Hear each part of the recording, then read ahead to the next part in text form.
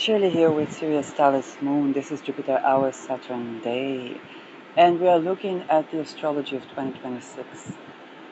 We've reached the episode about Chiron, and Chiron will be ingressing to Taurus um, mid towards summer in 2026. And I opened this episode saying, neither of us, that is me, my colleagues, the people whose charts I have been looking at in Spirit of Matter on YouTube, or Rockefeller Astrolix on YouTube, and Jupiter Point of Talis on YouTube, um, or maybe even some of the viewers, the visible and invisible ones, and the people that are behind the people. I think it is safe to say that neither of us was supposed to be standing here reminiscing about Chiron going all the way back to 22nd degree of Aries in 2026, and then moving forward to be ingressing into Taurus. And usually a planet touches a degree on its retrogradation phase 3 times: direct, retrograde, and direct. But Chiron touches the 22nd degree on the 4th time. And that is beyond unusual. Um, Chiron has to do with the wounded healer. So this is where some would say we'd have our deepest insecurities. Some would say that we'd have our embodied sense of reckoning that only we have in our vicinity, or that not only we have, but we feel that we're the only ones sensing that. And we need to learn how to feel, how to discern, how to feel, how to reconnect with that embodied sense of intuition, and that is done through a certain wound. Chiron is associated with being rejected at childbirth, or the wound that we carry since infancy. And it is the Chiron journey brings into reckoning that which we left rejected by society. It's an intergenerational planet. So Chiron in Aries, for example, represents the many. You think about the fact that the global Palestinian Intifada, alongside with a more widespread reckoning of the struggles and challenges that Palestinian people go through, happened during Chiron in Aries, which has to do with identities and sovereignty. And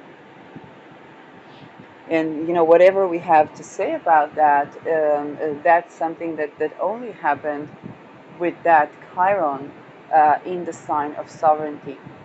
Chiron ingressed into Aries, I believe it was 2018 or 2019 already.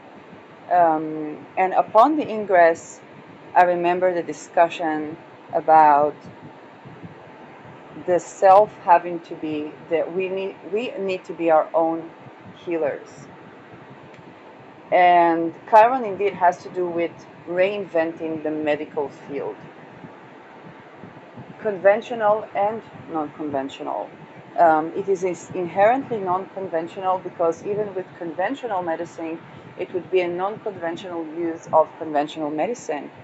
I think about the time on a personal level when I wrote my thesis proposal, and I would later study aromatherapy, and I remember myself pondering between the amphetamines I was prescribed for ADHD and the fact that while taking my Concerta, or Ritalin was overly aggressive, but even those amphetamines, they help me process certain traumas that I've been through in a way that gives you kind of like the buffer, the up feeling. Okay, you're kind of like a little bit high or a little bit feel good, and then you're able to tend to intellectually to topics, and because it activates your brain or certain parts in your brain, then I was more able to process certain traumas that I undergone. That was not what the medicine was prescribed for, but this was why I kept taking amphetamines. And even when I needed, I don't know, to clean my room or to do the laundry, I actually became quite good at it when I was taking amphetamine. But then I learned aromatherapy, and it was really funny because in one of the exams, I was pondering, should I take amphetamines or not?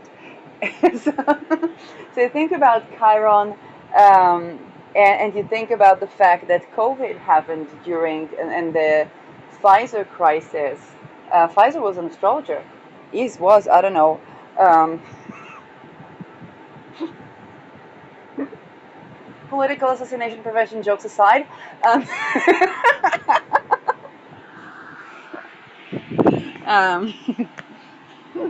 I'm the person who will save your life better than others, so I'm allowed to joke about that. Anyway,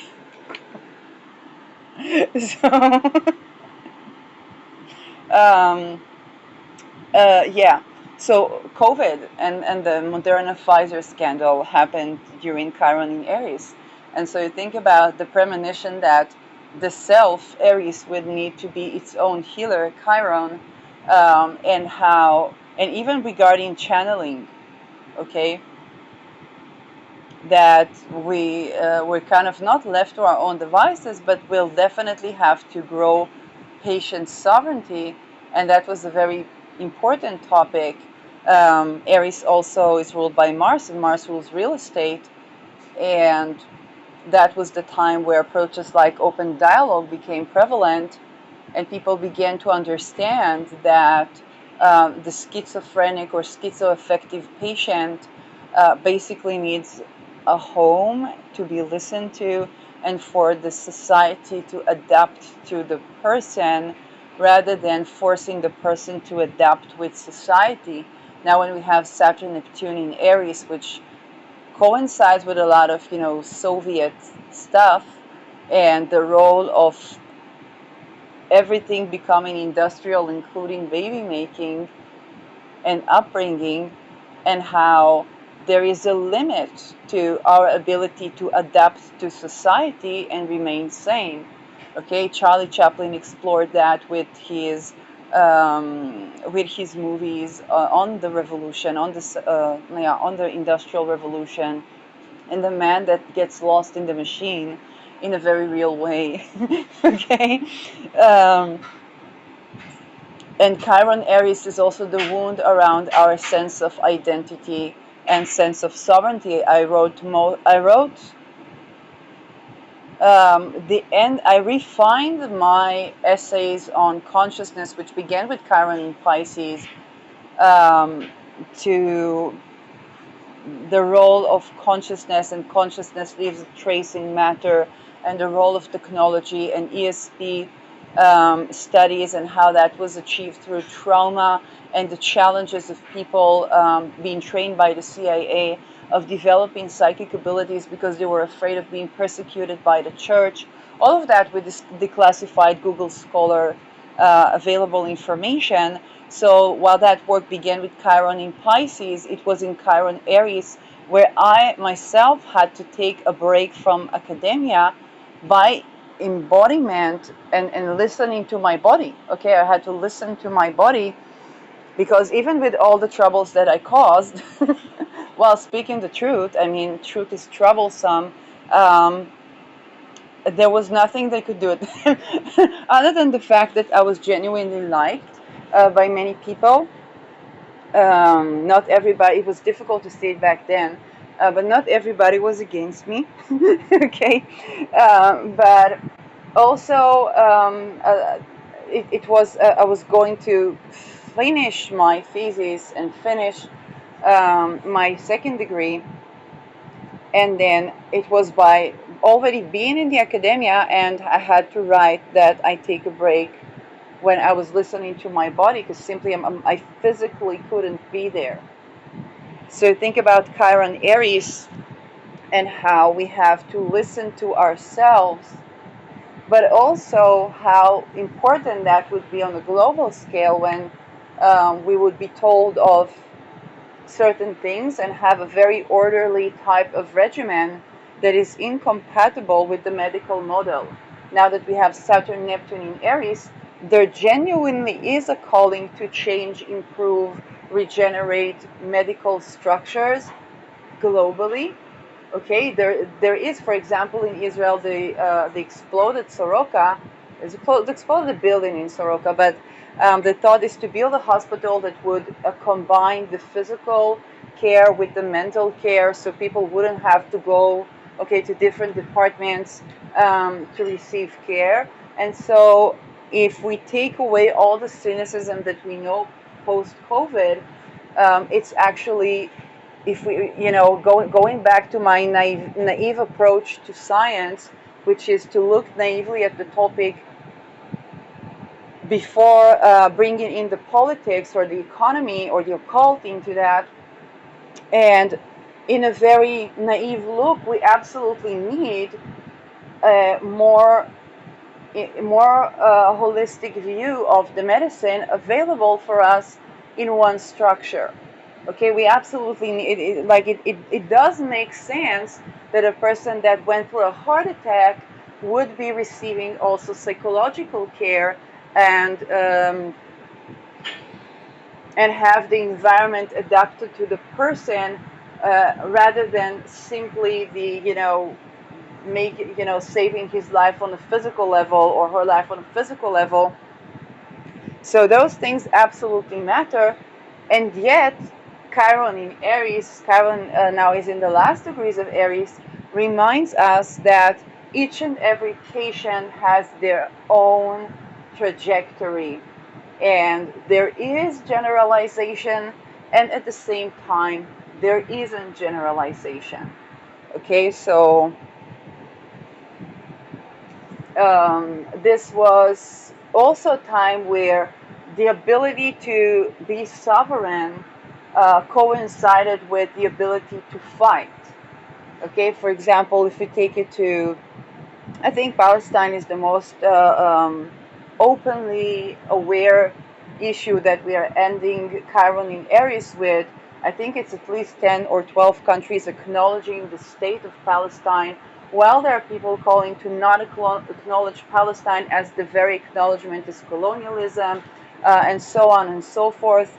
And at the same time, the people that supposedly fought for the supposed liberation of Palestine, that was something else that is more MK Ultra affiliated and not at all Palestinian. Okay, just to make that one clear. But this is exactly tending to the Chiron sovereignty issue: is did Palestinian women and children have the ability to fight in arms with the men that oppressed them in society way before Jews set foot, or Zionist secular Jews set foot, in Palestine territories? Okay, if we go all the way to sovereignty and arms and the ability to fight for sovereignty, we understand that there is a wound around the ability to fund your fist and fight for your I am. Okay, Aries is the I am sign, but it's also a Mars sign, which is about having to enforce our I am, having to say, this is me, this is where I end and you begin. Oh, this is where you end because I am here. Not necessarily that this is your ending, okay? But this is a boundary, okay, to assert ourselves. And Chiron was the wound around ability to assert ourselves. On the Libra phase, or the Libra opposition of this Chiron, we had cases like the case in France, where under anesthesia, a woman was raped and trafficked in a hospital with the team of the people in that hospital, and then eventually it took so much for her to get justice, because a lot of cops that tended to that, either they were a part of the people that were the traffickers in one way or another, or they were threatened. So you think about sovereignty and the wound around the sovereignty and the wound around the sovereignty of assessing oneself, and with Chiron in Andromeda constellation acknowledging the cases where the person did not have the ability to say no, which is inherent to the ability to say yes. So 2026, we're going to have Chiron retrograde all the way back to 22nd degree, and touching on the 22nd degree, which is the wound of assassination, whether it's about targeted individuals, whether it's about military people, okay, people killed in the army and at war, whether it's about the brotherhoods, which is also real estate, the brotherhoods, okay, before rape happens to women, it happens between men and men in those secret societies that are Masonic architecture, real estate governed. And real estate is also the natural resources. It's the more important than what is above ground when it comes to real estate is the mining of the minerals. And you know, in my Uranus episode, I linked the picture to the notion that the rare earth minerals actually have a lot of say in what we get to say. So Mars rules real estate, and it's also the right to dig up some minerals or dig up some oil and gas that people fight about, and the cliques and secret societies where those resources are distributed, and the many things that happen there. Chiron in Aries also marked us being aware, okay, of those things, or what is governing our real estate. Okay, we can look at it as the rare earth minerals or at least the minerals that are found in Ukraine. And let's move back to Palestine. Okay, one of the things that's in Syria people were complaining about, I remember during the revolution, and they said, hey, we don't have oil and gas, that's why you don't see them on our land. Lo and behold, we began to see people on Syria land later, which did not necessarily contribute to Syria's sovereignty. And there's a lot of geographical, there's bloodline intricacy, which is also Chiron in Mars sign, because Mars is also blood and bloodline. And you think about what countries are more at war. While the Syria crisis was absolutely not a Chiron Aries issue, definitely the topic of bloodline and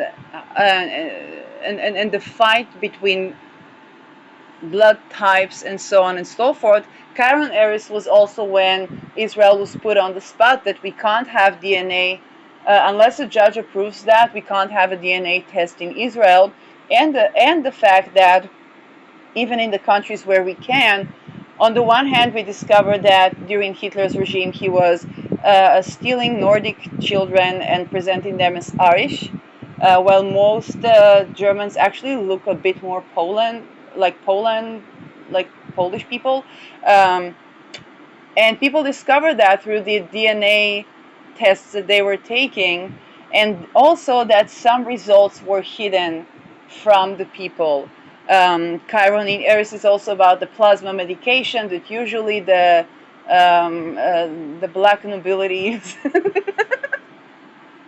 and if you think about black nobility, it's such a funny name because usually those are we consider them white. Chiron in Aries was also the off-white. Okay, the BLM was with Chiron in Pisces, but the off-white got another boost but in the Chiron Aries. So to be very honest, I don't know what is black and white anymore.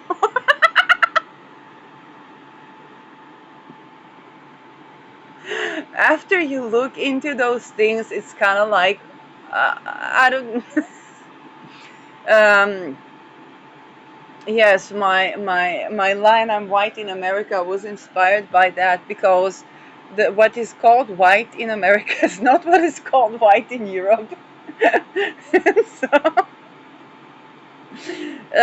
so yeah, Chiron is also about. It's not about skin, and as much as it's about blood type and bloodline and a connection to identity. The MK Ultra. Okay, class lawsuits on MK Ultra, class lawsuits on COVID. Also, anything lawsuit is also Mars related, and those things are popping up again. We don't hear a lot in the news about that, but this is also a part of the Chiron Aries. Now let's take a look at, first of all, the ingress into Taurus, because yes, it's going to go retrograde all the way back to the second degree, to the 22nd degree, where we learned from Netherlands that that COVID was a military operation by NATO, and we kind of have a new NATO head that was the Prime Minister of Netherlands for over a decade and a half. Decade and a half. It's kind of like he moved from, it's like, what do you want it for the COVID, or do you want it for the MK Ultra? And yes, I do not envy people with Sedna in their 10th house now. So, um, so that's something. Uh, the T-shirt. I'm not going to address that anyway. But let's take.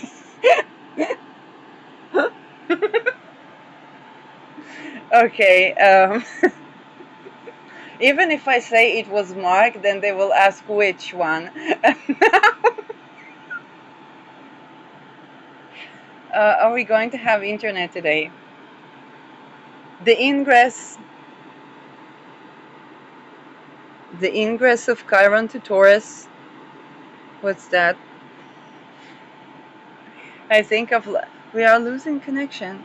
Um, okay, I think that we're gonna have to record another episode. I wanted to talk about the ingress of Chiron into Taurus, which let's take a look at what will the this happens around June or July, June 20 or July 20, in 2026. So we have some time. However, what are the significations or the important things with Chiron ingressing into Taurus? First of all, it's going to be ruled by Venus. It means that there's going to be a wound around connection, a wound around the voice, a wound around relationships. And again, there is always the clues of the previous sign. How has sovereignty been affecting our relations? Or the lack of sovereignty been affecting our relations? There will also be a wound around values. Okay, for example, if I want to try and be vegan again, then on what soil should I be living, where the minerals are actually still there in the food that I'm supposed to try and eat? And this can explain why people that lived in Canada and the US said, well, I needed to eat fish eventually, because after 10, 14 years of being vegan, my bones began to deteriorate. And that's not something you can predict with a short-term research of evidence-based medicine. And so, but how much of that has to do with the fact that if you're living anyway in the Americas, okay, north and south, you're probably eating you're probably still eating the Manhattan Project, and even with your Whole Foods. Okay, that even the soil in Netherlands have different worms than the soil in Uganda. This is why the cow dung in Uganda is still antiseptic and has they say it's sweet smelling. I didn't get to travel to Uganda. Um, although the country I reside in was supposed to be founded there as well. so, so then we would have other problems, okay? Not Palestinians, but then other problems. It's kind of like it's somebody's land. And so, um, and so just think about the crisis of values where, hey, perhaps not eating meat or dairy would be a good idea, or more humane, or whatnot, or even having better treatment of the cattle, which I think is important anyway, especially for people who actually eat meat. And then there is, hey, I find that a beautiful value to have. Where is my bank account, and where is the accessibility to do that, and how many children will I need to eat along the way, in a very literal way, to participate in the trade that would allow me to, both of these things are 12th house, by the way, that would allow me to to wine and dine with meat that was grown in actual conditions that are okay for the animals, or or or or or fruits and veggies and nuts and seeds that were actually grown on soil that is actually mineralized. Um, in how many Manhattan projects would I have to participate to eat an actual fruit that is actually growing with the right minerals? And this is an engineering question, but it's also one of the things, if I talk about cattle or cows, which is very Taurian, land, minerals, Taurian, food, and values, all of these things are Taurus. And so Chiron will give us this wound around the value, okay? For example, Uranus went through Taurus. Everybody began to speak with their vaginas. I was one of the people that were activists when it came to reconnecting with the sensuality and will and consent and so on. So I was naturally one of the people that were targeted. And I got to speak way less with my vagina and way more with I don't know what. Okay? Well, all these other people began to curate from their candida. I'm still dealing with that. And so think about Chiron going into Taurus. It's kind of like a Uranus in Taurus, in the sense that people will have to listen to reconnect with their sense of embodiment regarding everything Taurian. Okay, so there is the trend, and with Venus, both in Libra sense but also in the Taurus sense, there is that sense of, Venus is about connecting things. So you think about Venus as the sisterhood, but you also think about what is common among women. Okay, they all go to the bathroom together, they all put makeup together, and it's a sense of community. Okay, and so each and every woman will have to listen to her own advice. For example, one horrid advice I got from a married woman was about dating, was about, yes, I learned how to kiss without actually having emotions in the beginning. And I'm like, I didn't, that's a terrible advice. That you will be spending so much money at my courses to go away from that advice. And so, actually, the historical reasoning for that type of praxis is the ladies that were raped and the men that were raped, so that they can have sex without love, so that they can be sex espionage, so that they can be used for political assassination. And assassination between mob bosses, but whatever. So with Chiron, and this is a great example, because with Chiron in Taurus, a lot of us, I went to a psychologist, a Jewish psychologist, that literally said, I became religious because with secular men, when you date them, they expect sex by the third date. And here it's kind of like they expect you to get married by the third date. And eventually, if you don't have like the familiarity of touch and something like that, and how do you even know? And to get a divorce is only if you can't bring children or something. So,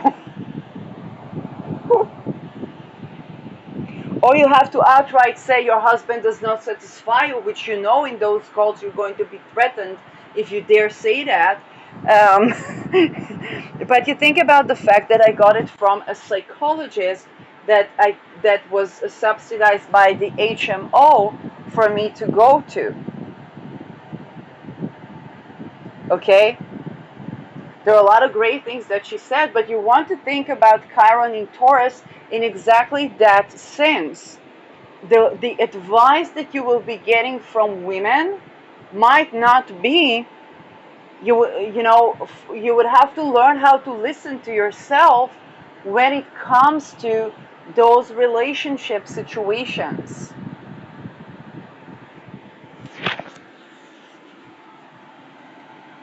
So Chiron Taurus can absolutely be about learning to more holistically curate our voice. Again, it's taking us back to the Uranus Taurus.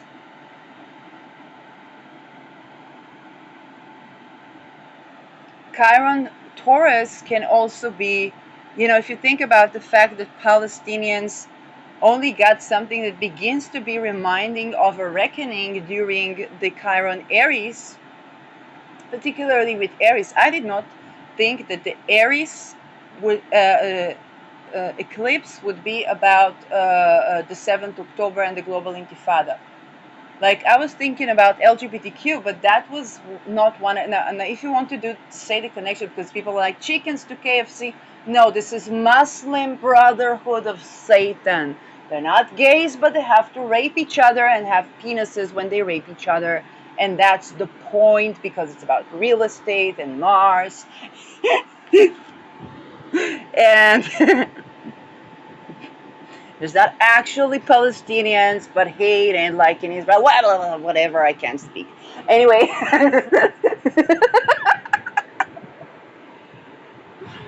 So,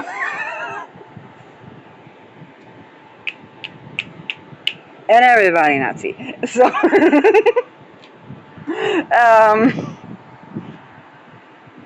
um, yeah, Chiron, I mean, of course, I began to sing when I talk about Chiron in Taurus. So, all the Taurian wounds that we addressed with Uranus Taurus, and we thought we're like, okay, we're done with that. First of all, we're not done with that. Uranus will go back to 27 Taurus and forward to Gemini. So we're not done with that. But then Chiron will join and remind all of us.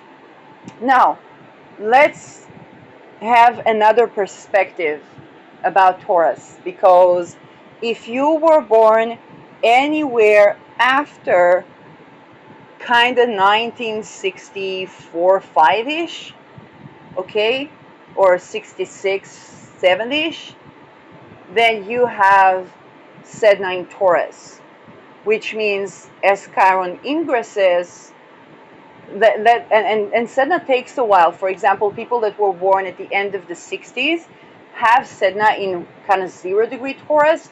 I was born in 1984, and I have Sedna in something like 2 degrees Taurus or something. So that means that the minute Sedna ingresses into Chiron ingresses into Taurus, it meets Sedna. So if you thought that, hey, Sedna has already moved to Gemini, okay, and now it's just going to be minerals, minerals and NATO and everybody fighting about Greenland, and so and all that jazz. So regarding the jazz, Sedna is natally in Taurus for all living people that are coming to their 60s, okay? From the people that are coming to their 60s and younger, that means that the Chiron ingress into Taurus is going to be ouchie, okay? It's going to be an ouchie, because Sedna is, if Venus is relation, Sedna is like, okay, who do we betray? Sisterhood, women in Taurus, okay, is coming from who do we betray? Brotherhoods, soldiers, veterans, into, okay, who do we betray right now? Sisterhoods, women, fertility, anything feminine. No, you don't get a pass if you're a feminine gay or attracted to one. So Chiron conjoining Senna is a life event that I don't wish on people, but we're all scheduled to have it. And so, yeah, the people that were born in kind of like the mid to late 50s to the mid 60s, they are having their Chiron conjoining Sedna right now. Um, which means that by the Chiron ingress into Taurus, they'll be done with their Chiron Sednas and will able to say to the rest of the world, I told you so. Okay. Um,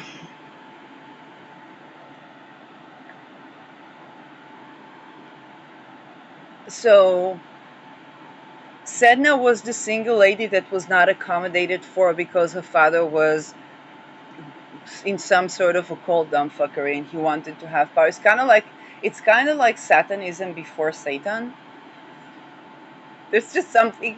If you go to the way BIPOC people tell now, I want you to listen to the BIPOC people that actually had a problem. All this. I love Inuit people. I love Inuit people. They're always so elegant and eloquent, where the rest of the world just lacks that, unless you're British. And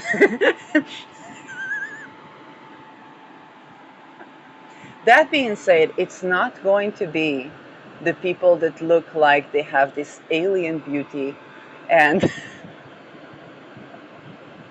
and happy family and loving, children that are going to tell you the real story about Senna. It's not their fault. They were just like, yeah, Senna didn't want anybody, and it's kind of like they look like the finest, and they have a beautiful husband that loves them and children. So it's like that's not the Sedna story. Okay, maybe they have working with Sedna on the altar, and that give exceedingly good results. The real Sedna stories, you gotta listen to the Inuit people that didn't have it well in life. They know what Sedna been through. They're gonna tell it like it is. Her father trafficked her, he betrayed her, and he did that because he wanted occultistic powers. So basically, Sedna's father was a Satanist. and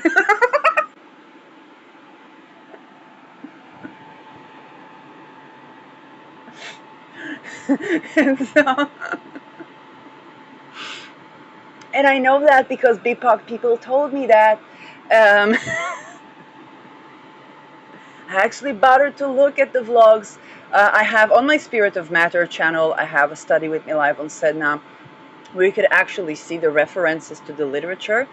Um, I should be having something more organized in honoring Sedna, but Uranus does not favor being organized, so I'll think about the non-conventional way to do that. Um, Anyway, if you want to support Inuit community, you can absolutely Google Inuit business.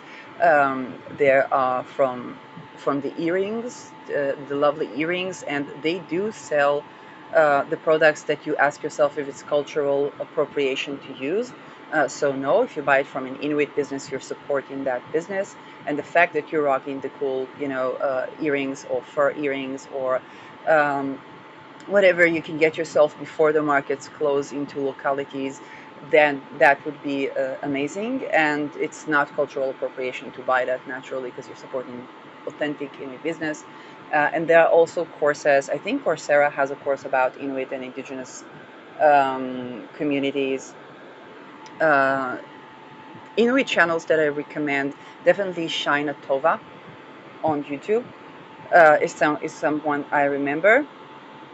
And yeah, I think indigenous YouTube is booming, and that's what I ran into, that kind of stuck in. So as for the blogs, I have to find you the blog where I heard the real Sedna story, which is worth mentioning again. So yeah, Chiron going over Sedna, the voice of the Inuit, the wound around Sedna stories in Inuit culture is my prediction that we're going to be addressing. But here, there's something that I hope we will get to hear from the actual community. Um, Transportation. So Sedna both in Gemini and in Venus has to do with transportation. By the way, the reason food prices are so expensive for Greenland, for people in Greenland, is because of the transportation. It's difficult to bring something to that area. It was made difficult on purpose. It's definitely resolvable, but it's also a blue ocean for like a transportation company. I don't know, man. If Elon Musk is not going to do that, then I'll try. Yeah. um,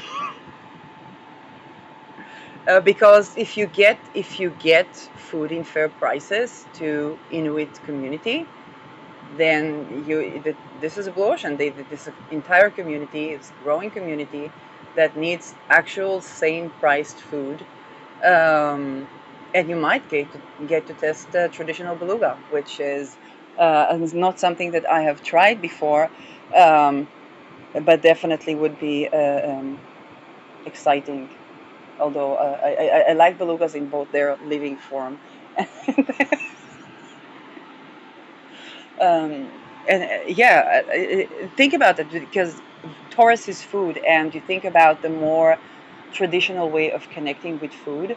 And this reminds me the story of Freya, who's actually Nordic shaman, and she lives in on the land.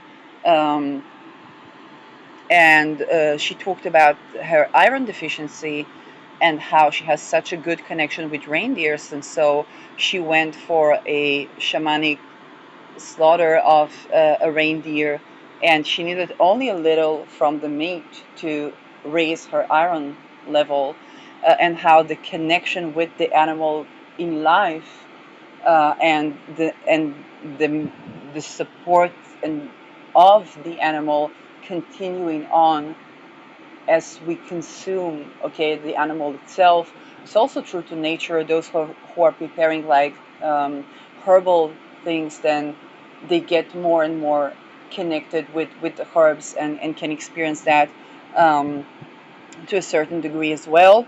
And it's also true that there are some places and cultures and situations where eventually people eat people. Um, that is not that is not the child sacrifice that we talk about when we talk about ritual abuse. Okay, so that is also something to distinct, and I think Chiron Taurus will be another form of reconnection where people would at least long for or want to have perhaps a more shamanic view or a more shamanic approach to food, because Chiron is in its essence seeing everything as therapy in the domain of the signs. So singing will be therapeutic, connection will be therapeutic, sensuality will be therapeutic. Think about Uranus Taurus, okay, Kundalini rise, vagina channeling, and so on and so forth. And so everything has a therapeutic sense to it. And unlike Neptune, Chiron is not so much the about the illusion of something. Chiron does talk about embodied discernment, but it's not so much about the illusion of something. So this would be where uh, if Uranus Taurus gave us a lot of people that how should I say, we're jumping on the trend of Tantra, but we're just rapists. Okay, unfortunately, Uranus can do that. Um, And Uranus relates to trauma. So shock, trauma, sexual energy, irregularities in the sexual energies, and rapey behavior towards the self or others. And Chiron, it can touch on this point, but the trajectory is to bring into discernment. So it might be a call of reckoning surrounding those supposedly tantric practices that were not in essence tantric, and this is not about being loyal to tradition in as much as being seeing the importance of willing consent. One of the premonitions that I've been receiving very likely has to do with both Uranus going on the final degrees of Taurus and Chiron about to ingress into Taurus next year, and that was the understanding why is the value of willing consent so important, and how that relates to the ability to be sovereign and to be healthy physically and mentally.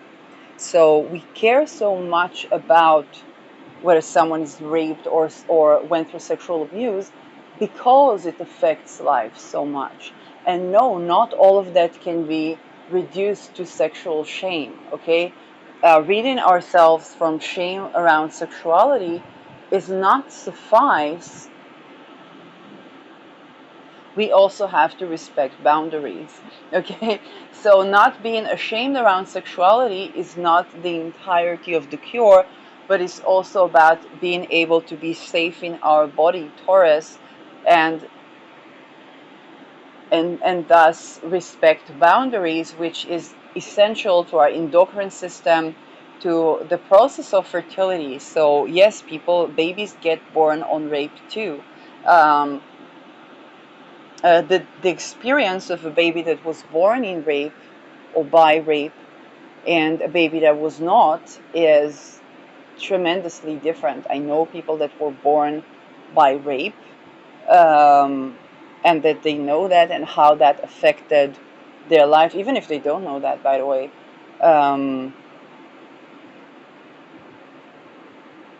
Whether the parents were married or not. So, and I think as we go deeper into the facets of sensuality, boundaries, and willing consent, for most of us, there is some sort of a reckoning concerning our own birthing, and I'm not disincluded from that. Chiron in Taurus will delve deeply into those topics. Okay, the tantric union versus what is not.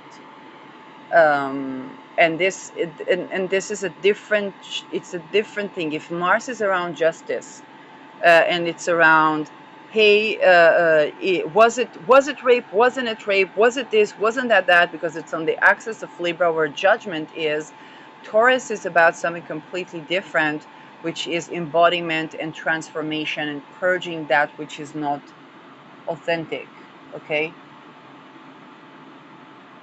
so the jargon is not, but she wanted it, but she this, but she that, is not at all. It's in Scorpio will immediately tell you that's a coping mechanism for the fact you never had an actual orgasmic sex with someone who is actually present there with you when you are present in your body, and the pack of demons that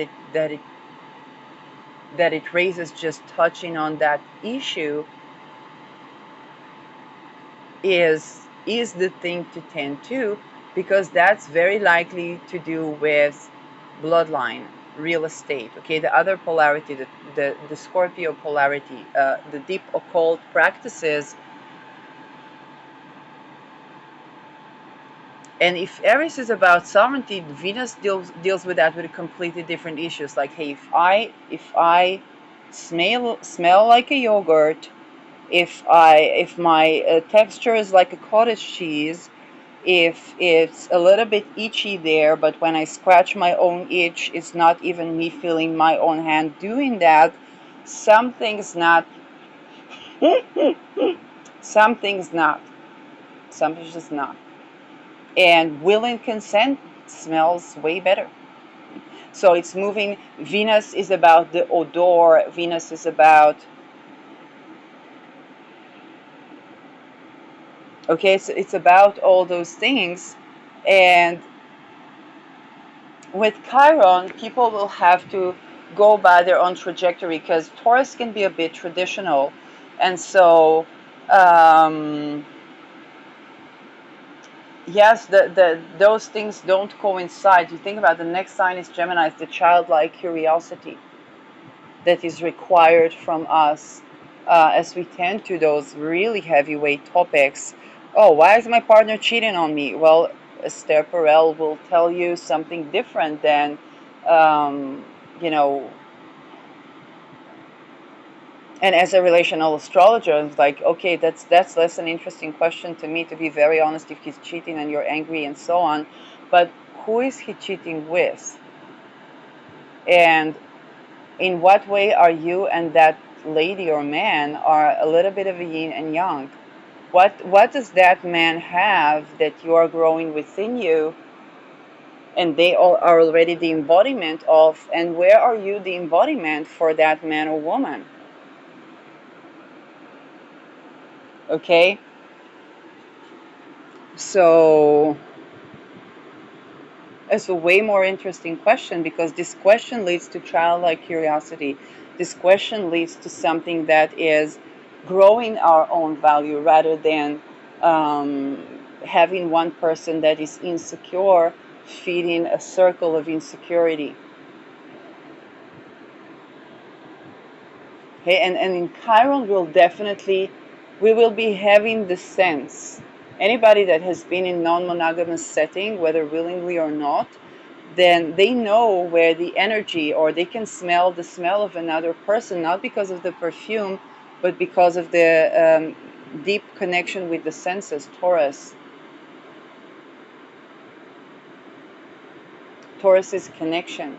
Chiron is curating that. And because of the Sedna factor, then we will be going over the topic of cheating or betrayal. It's more betrayal than cheating.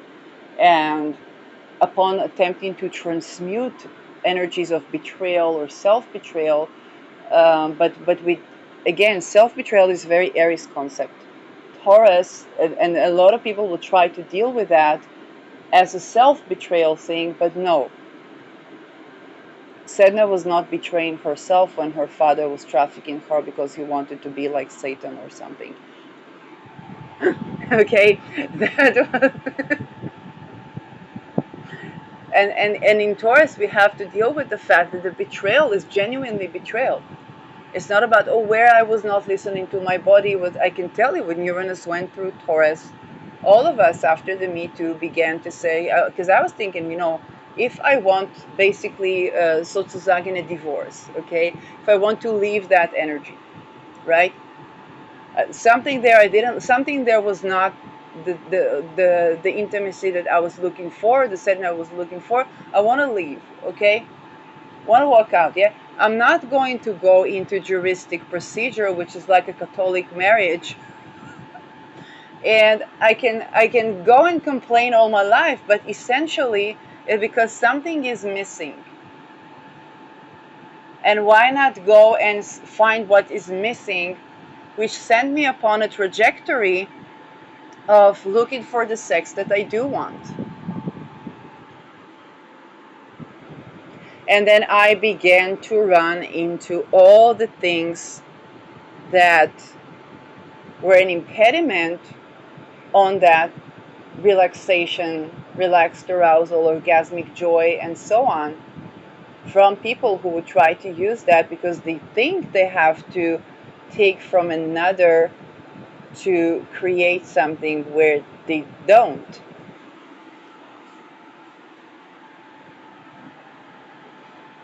Okay, it's about the give. It's not about having to take from someone, and they're not to blame for not knowing that, especially when the surroundings kind of say that these are soulless people, and okay, and they can't create and so on. So everybody reverberates to them, and they went through extreme torture, which and rituals in which they learned that the only way that they can create something is by stealing that from others.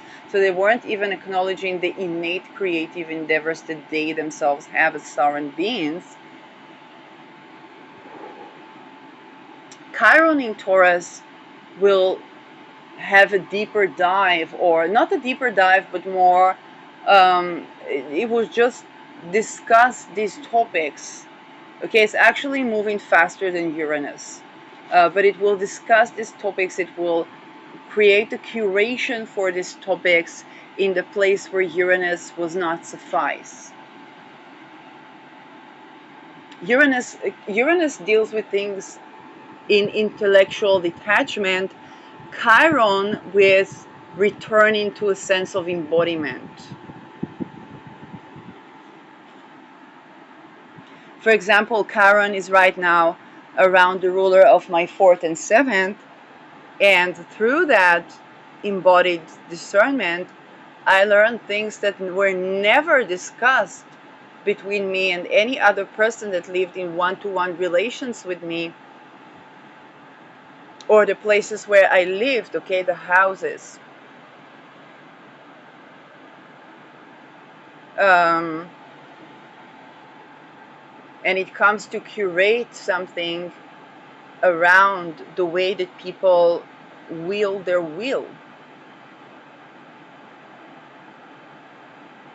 And the understanding that those outdated ways, they're being rejected. And they're being rejected because of their ways.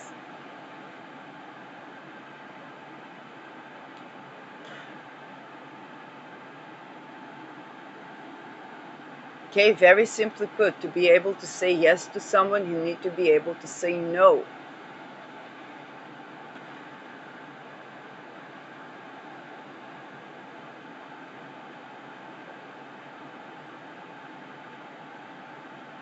And creating all those interdependencies where they think that somebody will be in a place where they are forced to be with them, then that brings the opposite response. And now they feel beyond rejected.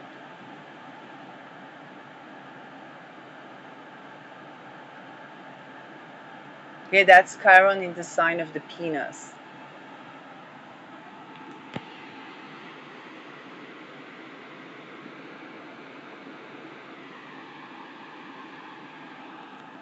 Okay, it's not about creating the situation where somebody would have to be with one another. Okay,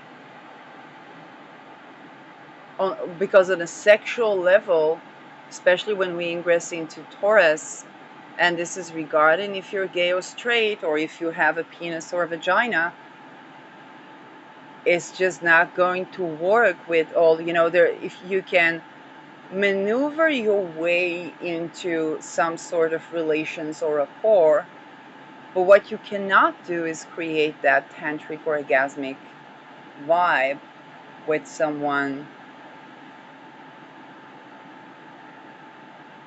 using those maneuvers or manipulating those maneuvers without that backfiring so malefically that as you try to approach that person again, they're not willing to go, they're not willing to trust you, they're not willing to try what you have to offer, they're not willing to listen to you. They're not willing. That's the point. Will. And your will you cannot enforce your will upon another when it comes to sexuality and anything related to that. So what do you need to be able to say yes? Well, you need your own sovereignty, you need your own finances, you need the housing that nobody can take from you, you need the food, you need to be able to be yourself with and without that connection on all material and spiritual levels. And when that is not the way in the world, then that has a tremendous effect. Okay, because it's kind of like, well, even if you think to the Chiron still in Aries, If you think about the brotherhoods, kind of like, ain't nothing wrong with men having time with men, whether they sleep together or not. Um, Ain't nothing wrong with that, okay? It's kind of like ain't nothing wrong with sisterhoods, but if what the sisterhood is about would be going and completely annihilating and castrating men, then and not sharing the resources